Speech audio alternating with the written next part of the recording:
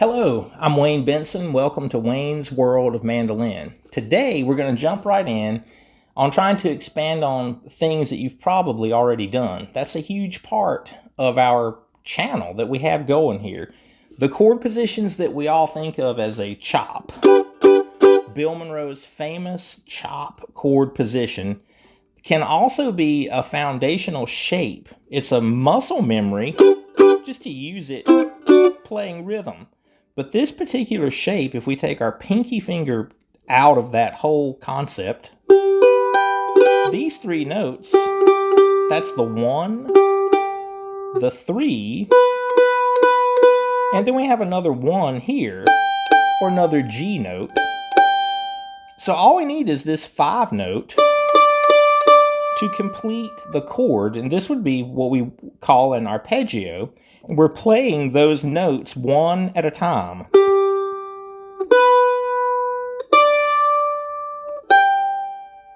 So that's going to represent the G chord, and it's a fairly easy transition to think of this thought of chopping into playing that chord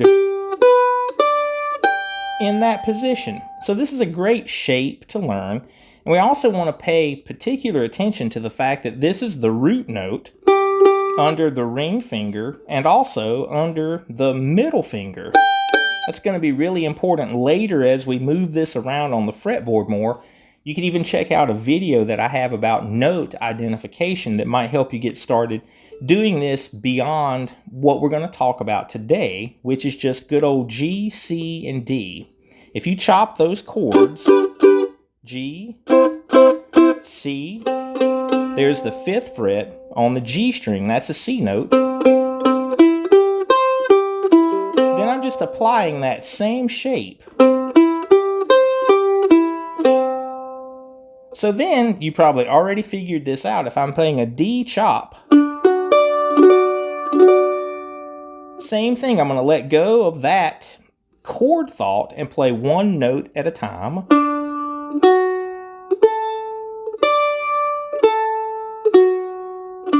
Played it forward and then backwards. So there's the D arpeggio.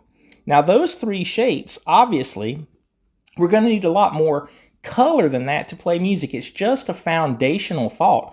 No one would ever play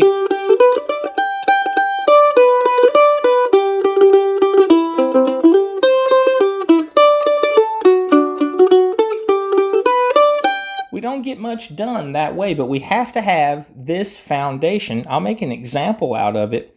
In a Bill Monroe style, I'm going to try to limit this to these shapes and coloring around it and embellishing with some slides and that kind of thing.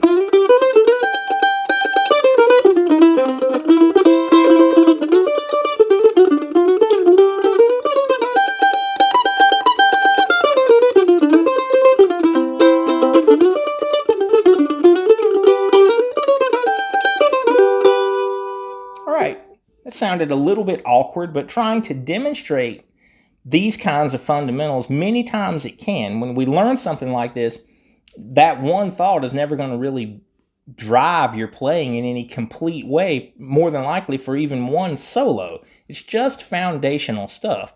But with that shape, I could play that Bill Monroe kind of flavor that people would easily recognize, and it becomes an extension of the chop chord, which you probably already know. And I really like to see that happen when knowledge that we have grows into a different direction. So now, those same shapes, if I were playing a blues kind of feel,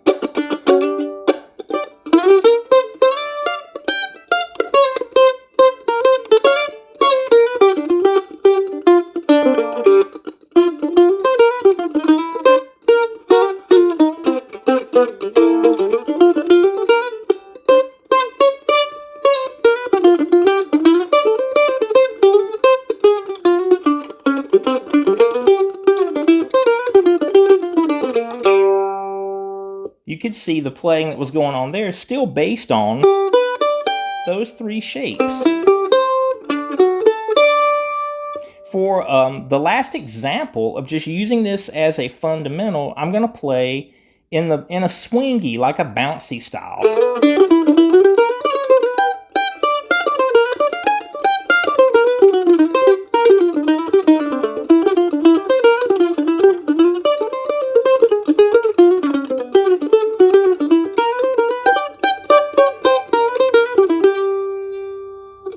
little more adventurous there.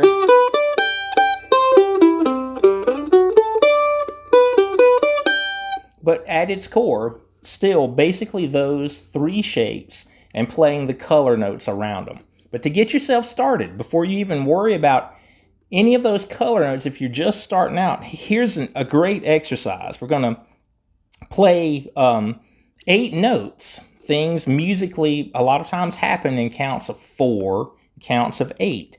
I like to double the first note of the arpeggio.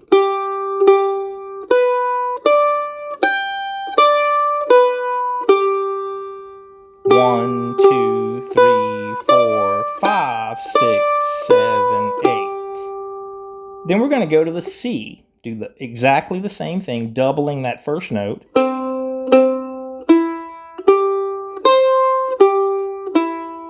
The D.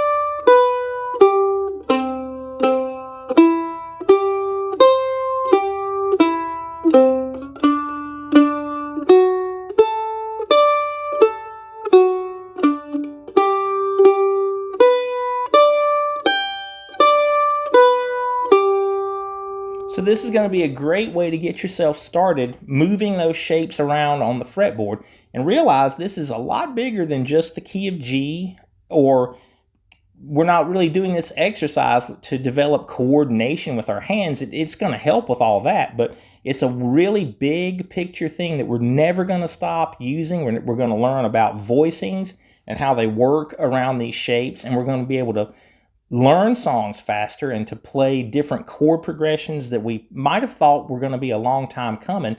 Maybe you're going to be able to get to that kind of thing sooner than you realized. Okay, if you like this video, if it helps you out, I hope you'll subscribe and like the video. And as always, if you wanted to reach out to me for some Skype sessions, you could do that on my Facebook and just private message me there. Have fun with the arpeggios. I do.